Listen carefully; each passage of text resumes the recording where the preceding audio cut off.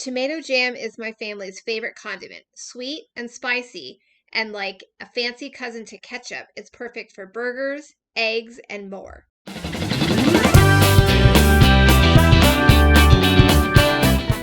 Today I'm working with chopped tomatoes from the freezer that I tucked away from last year's garden. This bag I even weighed and labeled specifically for tomato jam. When I work with frozen tomatoes, first I place the tomatoes in a pot and cook until thawed before adding the rest of the ingredients. I'm making a double batch today, which means I have 10 pounds of chopped tomatoes. For this double batch, I'm adding 5 cups of honey. And I'm also using my special jam pot, which you can find linked on my website and in the description of this video.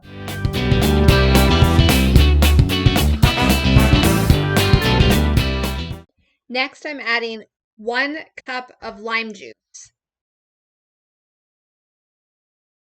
I use my Redmond's real salt for everything, including canning. This is finely ground, unrefined sea salt, and I'm adding 2 tablespoons to this recipe. Next comes 2 tablespoons of red pepper flakes. This is what gives it that spicy kick that we love. Next, I'm adding 2 teaspoons of ground cinnamon and 1 teaspoon of ground cloves. Now it's time to add fresh ginger. Since I don't use fresh ginger very often, I store mine in the freezer and I grate it frozen just like this for recipes like tomato jam.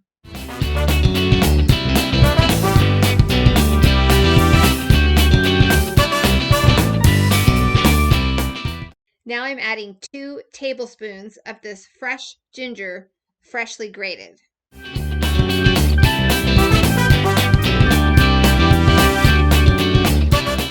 Then I give it a quick stir to combine all the ingredients. Now it's time to prepare my jars. With the rack in the raised position, I load about 13 half-pint jars to the rack, and then I run my finger over the rims to check for any cracks or chips. The next step is to fill the jars with water with the rack still in the raised position. When the jars are filled, I lower the rack into the bottom of the pot and begin to fill the pot with water. When the water covers the jars by a few inches, add the lid and place the pot on a stove burner on high heat. Now it's time to get the lids and the rings ready. I place them in a pot, covering them with water, and then gently heating the water, keeping it below a simmer. In the meantime, my jam is cooking and thickening. This process can take several hours. You don't want to stir the jam too often because that can cause it to be runny and thin, but you do want to stir it occasionally to keep it from scorching. When the jars have boiled for about 10 minutes or so and the jam has thickened, it's time to can some jam. I lay out my supplies, which include a towel-lined flat-bottom tray, a ladle, my jar lifter, a wide-mouth funnel, my lid lifter, and a dry towel. My lids and rings are also ready to go. I also grab a small clean rag and a clean towel to throw over my shoulder. I begin by removing just a few hot jars from the canning pot and ladle hot jam into the hot jars.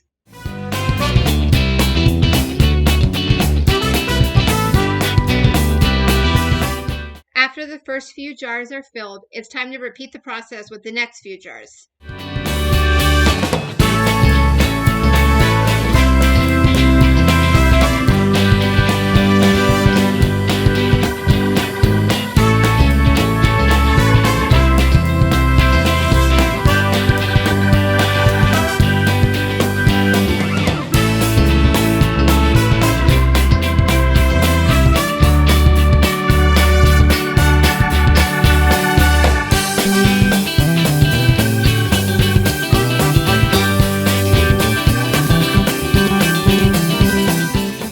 When all the jars are filled, it's important to wipe the rims with a clean, damp rag. This will help the lids to seal properly.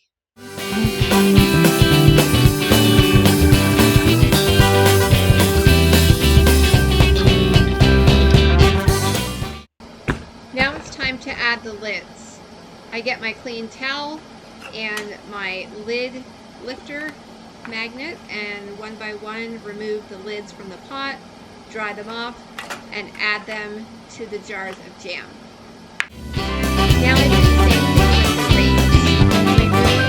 Dry them a little on the towel, and then add them to each jar.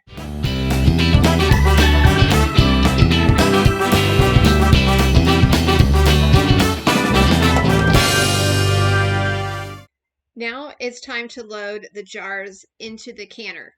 With the rack in the raised position, I use the jar lifter to place each jar of jam in the rack.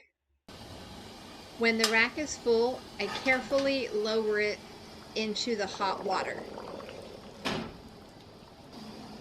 Add the lid. Make sure the water has returned to a boil, and then set a timer for 15 minutes.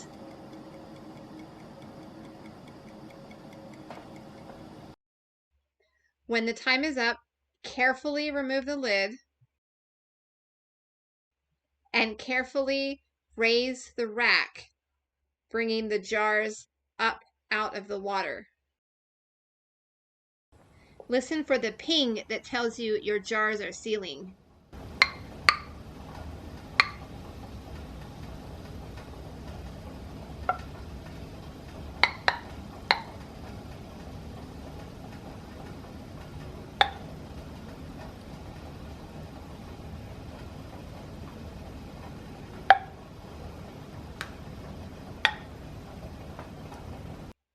Allow the jars to cool for a few minutes in the rack, and then begin transferring them to your towel-lined tray.